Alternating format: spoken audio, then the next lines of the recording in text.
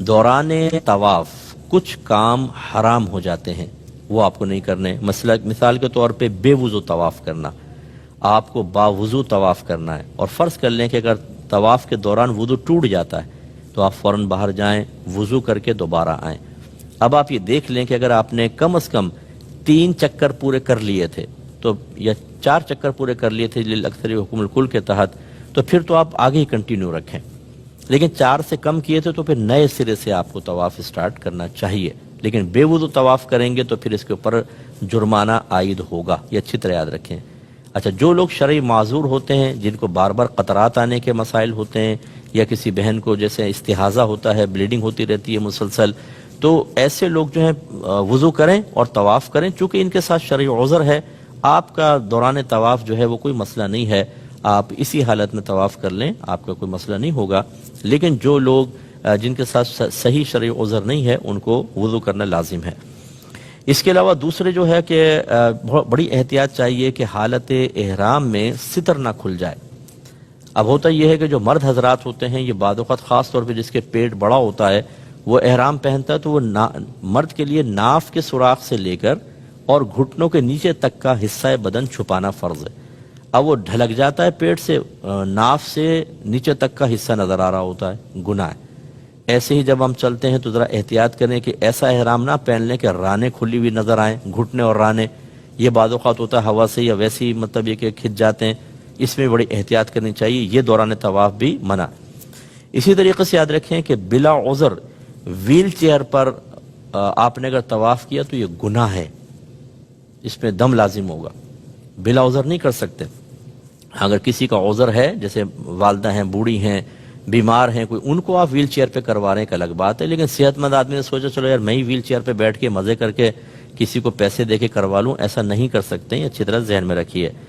اسی طریقے سے حتیم جو ہے، وہ حتیم کہتے ہیں وہ باؤنڈری وال آپ نے وائڈ دیکھی ہو،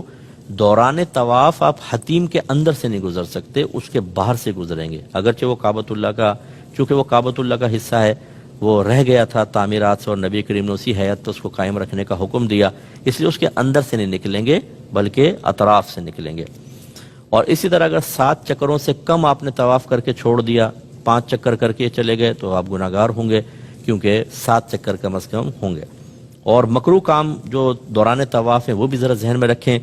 فضول گفتگو کرنا، خامخواہ باتیں تبصرہ ہے، وہ دیکھ فلاں، وہ دیکھ چائنا والے، وہ ملائیشیا والے، ارے بھائی آپ اللہ کی بارگاہ میں کھڑے ہوئے ہیں، اللہ کی رحمت خصوصی طور پہ آپ کی طرف متوجہ، اس طرح کی فضول باتیں کرنے کا کیا فائدہ۔ اور اسی طریقے سے کوئی ایسی الٹی سیدھی حرکتیں جیسے سیلفی بنا رہے ہیں، اچھا بعض لوگ کہتے ہیں کہ وہ گھر میں کال ملا لیں گے، ویڈیو چلا دیں گے، دیکھیں وہ کعبۃ اللہ، یہ بھائی یہ اللہ کی طرف متوجہ ہونے کا وقت ہے،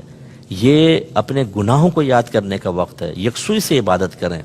یہ کیا آپ نے ایک اور آدمی کو انٹر کر لیا اس میں اور وہ سارا وہ مطلب آپ کی یکسوئی تو ختم ہو گئی، اس لیے پوری یکسوئی کے ساتھ کریں، یہ مکروہ ہے، گناہ نہیں ہے لیکن مکروہ ہے۔ اسی طریقے سے ناپاک کپڑوں میں اگر طواف کیا تو مکروہ ہے، طواف ہو جائے گا لیکن کراہت کے ساتھ۔ یوں ہی ہم نے آپ کو بتایا کہ رمل یا اجتباء مرد کے لیے سنت ہے، اس کو ترک کرنا بلا عذر یہ بھی مکروہ ہوتا ہے۔ اسی طرح کچھ کھانا پینا بھی حالت طواف میں، ان طواف کے دوران مکروہ ہے، گناہ نہیں ہے لیکن مکروہ ہے بہرحال۔ ہاں اگر بہت شدید پیاس لگ رہی ہے، بہت حلق خشک ہو چکا ہے، گرمی بہت شدید ہوتی ہے بعض اوقات، تو تھوڑا بہت 1-2 گھونٹ آپ پانی پی سکتے ہیں۔ اسی طرح اگر پیشاب وغیرہ کا غلبہ ہے تو طواف جاری رکھنا خلاف سنت مکروہ ہے۔ اور آوارہ نظری بھی مکروہ ہے۔ آوارہ نظری کا مطلب دائیں بائیں دیکھنا، نئے نئے چہرے ہوتے ہیں، پوری دنیا سے لوگ آئے ہوتے ہیں، کہیں چائنا سے، جاپان سے، ملائیشیا سے، ایران سے، عراق سے، تو وہ آدمی دیکھتا رہتا ہے چہرے، عمومی طور پہ میں نے دیکھا ہے کہ وہ پھر یکسوئی نہیں رہتی، آوارہ نظری نہیں ہونی چاہیے، اپنی توجہ صرف اللہ کی طرف رکھیں۔ اچھا کعبۃ اللہ کی طرف دیکھنا منع نہیں ہے، میں نے آپ کو پہلے کہا کہ علماء سے اور مفتیان کرام سے مسئلہ معلوم کریں، اگر آپ لوگوں سے معلوم کریں گے ہر ایک اپنے اپنی بولی بول رہا ہوگا۔ اور یہ بھی میں آپ کو بتا دوں، کسی نے 10 حج کیے ہوں اور 50 عمرے کیے ہوں، عالم نہیں ہو جاتا۔ یہ کوئی یہ کہ ہم نے تو جی 50 عمرے کیے ہیں، ہمیں پتہ ہے کہ کیا کرنا ہے، نو، عمرے کرنے سے علم کا کوئی تعلق نہیں ہے، آپ مفتیان کرام سے معلوم کریں۔ جب آپ طواف کر رہے ہیں، اگر کعبۃ اللہ کو دیکھ کے طواف کر رہے ہیں کوئی حرج نہیں، آپ اس طرف نظر کر سکتے ہیں، آپ سینہ نہ پھیرے کعبۃ اللہ کی طرف، طواف ایسے ہی ہوگا، یوں نہیں ہوگا۔ لیکن آپ دیکھ سکتے ہیں کعبۃ اللہ کو، برکت ہے بہت زیادہ اس کو دیکھنے میں، کیا مسئلہ ہے؟ اور باقی یہ کہ دوران طواف باقی کام جائز ہوتے ہیں، مثلا سلام کرنا، کسی کے سلام کا جواب دینا، پانی اگر پیاس ہے پانی پینا، ضرورتاً کلام کرنا، کوئی دینی مسئلہ دریافت کرنا کسی سے، یا کوئی آپ دینی مسئلہ کسی کو بتا دیں، ان کی گنجائش ہے، ٹھیک ہے؟ تو یہ تھوڑا سا آپ ذہن میں رکھیے۔ اس کے بعد سعی کے بارے میں بھی میں کچھ چیزیں آپ کی خدمت میں ذکر کر دیتا ہوں کہ اس میں بھی آپ کو خیال کرنا ہے۔ سعی میں یہ ہے کہ آپ بیٹھ کر بلا عذر سعی نہیں کر سکتے، یعنی ویل چیئر کے اوپر اگر آپ صحت مند ہیں، ویل چیئر پہ نہیں کر سکتے، دم لازم ہو جائے گا، تو آپ کو پیدل ہی کرنے ہوگا۔ بعض اوقات یہ بھی لوگوں نے کیا ہوا ہے، وہ ویل چیئر کیونکہ ہوتی ہیں وہ بنائی ہوئی جگہ، اور وہ جلدی جلدی کروا دیتے ہیں تو وہ بیٹھ کے کرنے لگ جاتے ہیں، تھک گئے جی طواف کر کے۔ ہرگز نہیں، اگر آپ بیمار ہیں، ضعیف ہیں، کوئی مجبوری ہے، ایک الگ بات ہے، ورنہ پھر آپ کو ویسے ہی سعی کرنی ہوگی۔